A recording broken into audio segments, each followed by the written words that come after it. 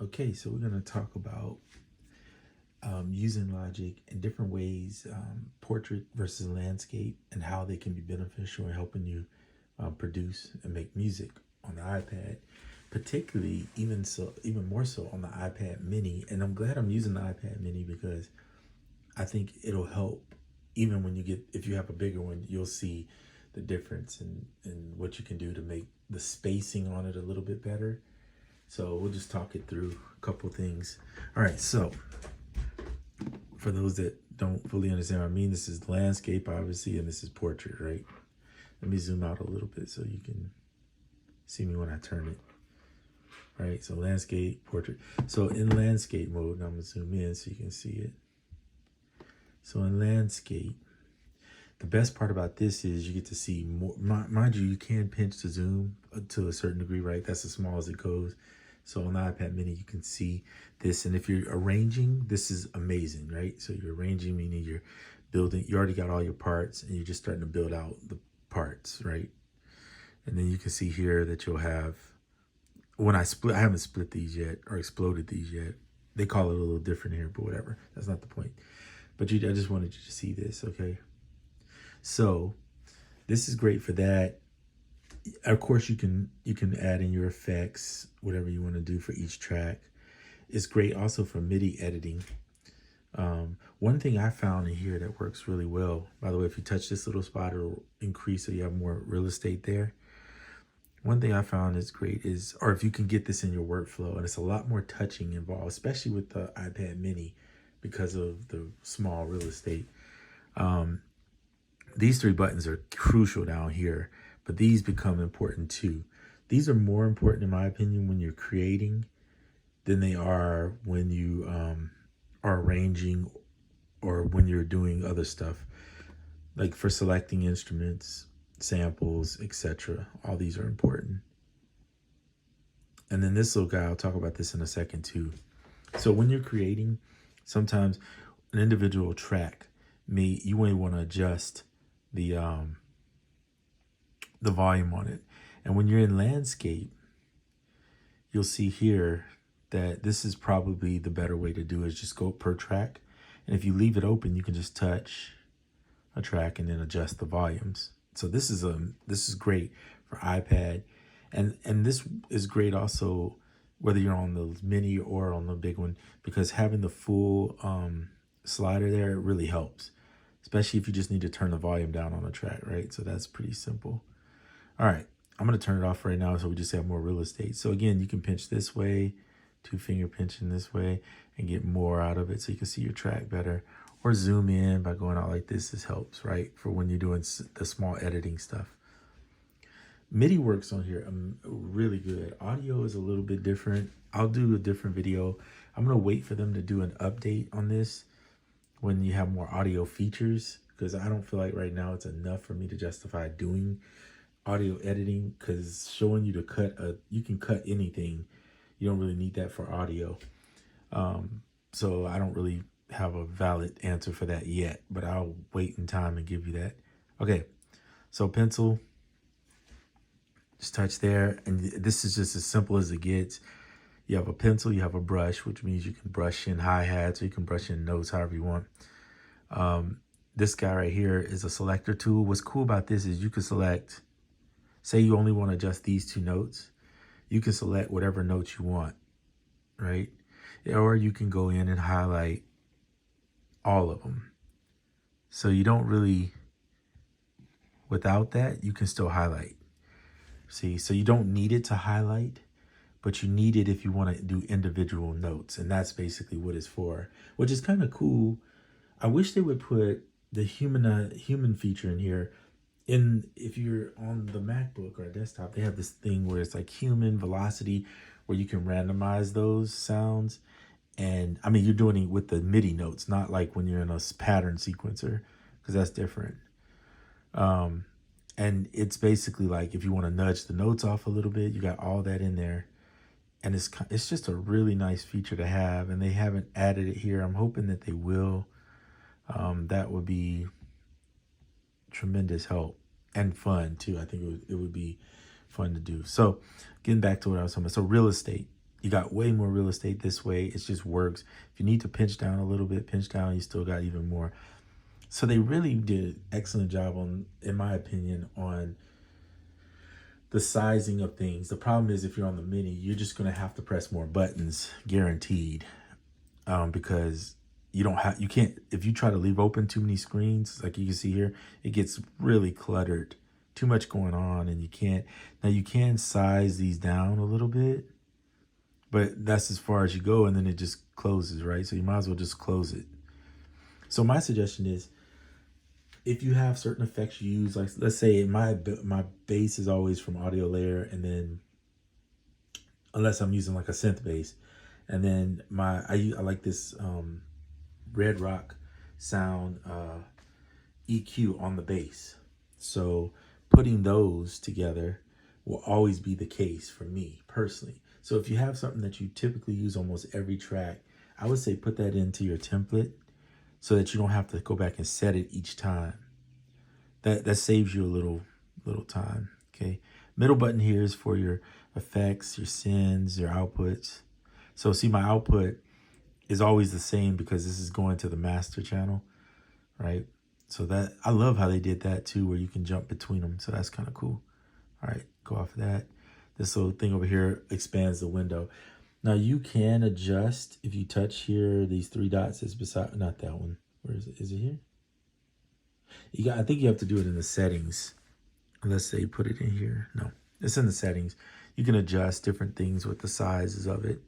And then you have your automation if you want to do that, which is cool that they put it this way so you can automate. All right, let me get out of that because I'm not doing that right now. All right, back there, close that out. So I'm a firm believer that if you're going to arrange, close out all these windows, just leave open what you just need so that you can arrange. That's going to help you not get too frustrated with clutter. Clutter makes it hard for a person to enjoy doing. If you don't need to mute tracks and record, you can use this little slide right here, push it back and have a little more real estate too. I will say naming the tracks is a must for me personally. I think that's an important feature. Yeah, but everybody's different, so I'm not tripping on that. Just figure out what's best for you. Okay, then you have the mixer. Now, if I use the mixer, hold on a second, let me show you. This way, then I still got to slide up to see what's up there. So that's frustrating. So here's where I think the portrait mode is the best. And and mind you, with the iPad mini, it's so small, it's not that big of a deal. And by the way, I'm zoomed in like 1.8, so you can see I'm obviously, but if you turn it this way, now you can't see your tracks as much, but that's okay because you can see your tracks. Oops, I got to get it in the camera. You can't see your tracks as much up here, but you can see them down here, right? And if you color code your tracks, which is what I try to do, although this one I still need to go in and change the color. I'll do that later. I'm not worried about it right now. Then you can see, oh, that's my red, that's my drums, my keys. I'm going to do probably blue, and my bass. So I'll probably leave the bass green, which is fine. Then you can see what effects are on there. So here's where you would go in and do the mixing, and you want it obviously in full screen as much as you can get it so that you can go in and move your mixers and adjust and whatever sends and bus stuff you have going on, you can work with that. To me, in my opinion, this is the better way to mix. If you're going to use an iPad mini or even the bigger iPads, I tried it on both, and it's just better in this view for mixing. When you're out of mixing, you can still use it in this view, and you might enjoy it that way, but you will have to scroll a little bit if you have a lot of like I only have 2, so that's not a big deal. On this track, I think I only have 2. I like to put the Midi FX in here for the scaler, but scaler, though they did this cool update and it's really nice, it did not, they updated on the computer too, but on the iPad, it did add some better features. It does work now in here, but one of the issues I have with it is, I'll just show this. And this is this is not Apple's fault. It has nothing to do with that. But in here, let's see if it works.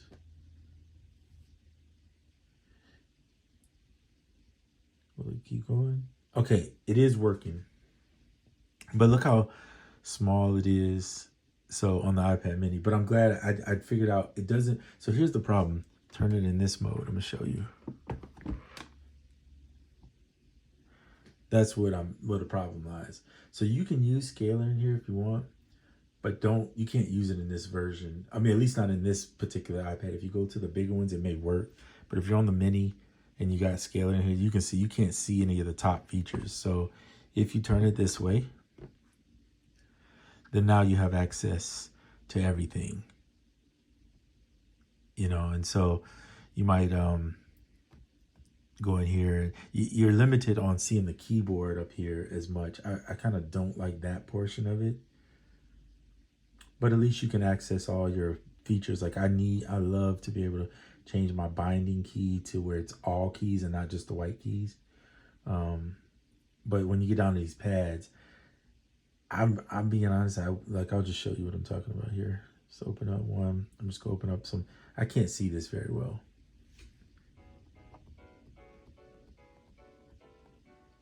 But you can see and kind of hear that it plays just fine. But if I think it's better with a controller in the iPad mini. The bigger ones are different because you have more real estate. But if you're in the iPad mini, this will be more frustrating in my opinion to work with.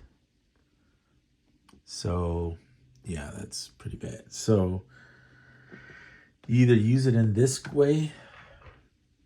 Oh, and remember too, if you're using a MIDI effect on here, it does not record the chords the way you're probably expecting it or wanting it to. It records single notes and uses this as a trigger source, which is another thing I don't like about it. And this, in Logic, at least I don't. Some other DAWs do it that way too, and I'm not a fan of it. And probably that's why I record mostly in audio too, because I want to see, so either I want to see a waveform or I need to see the whole thing. And I'll show you what I have been doing to counteract that. So again, there's the arrow there. You press that down, hold it, and you can either replace it, or in this case, I'm going to remove it. Okay, it's gone. I don't need it. All right, so let's talk about what I do. I like the slide over with tonality. Now, tonality lacks some of the features that scalar has, but they have added the ability to bring scalar chords in. So you can bring the scalar chord packs into the XML packs into tonality. You could go into scalar, build your chord progression, and then send the pack to tonality and have it. And then in tonality, you just go into your settings and make sure that under your sound and MIDI that you disable the sound font and that you have Logic Pro Virtual Out, right? Select it and it should work. Okay, and then go back to your chord pads. Now they are smaller in this view, so I would never perform in this view, but I would perform in that view. So if I'm recording, this is easier for me to at least touch, and I have fat fingers, so I can at least get closer to that. Another thing you can do is if you're gonna use a controller for this little square with the circle, and I've shown this in previous videos, allows you to map. If you turn it on, you can map any of these chords to a note on your keyboard. So if you have a keyboard, or if you want to map them, and I haven't tried this yet, you could, in theory, probably map it to the keyboard in here if you really want to use it. I'm not a fan of using it. I'm not saying it's bad. It's nice. Let's see if we can map it. Let's just try one on my map. So it's not allowing me to map it. I'd have to figure that out. But if you have a real keyboard or a real controller, I would just map it to the real controller.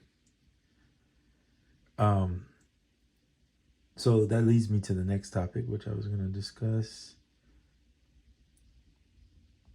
Hold on, let me just throw this aside. We don't need it right here. All right. The next topic was the controller. Yeah. So I don't care for it on the piano portion. And I'll tell you, it's primarily because this is not how I need to touch pianos. There's only like one piano I think that on here that's a plugin that I actually like that I would use. Now you do have the surface settings, so you could change the size and go with wide. That helps. Having the wider things does help with fingers, so you could do that. You can do a scale and activate a scale, which is kind of neat if you wanted to do. So that's cool.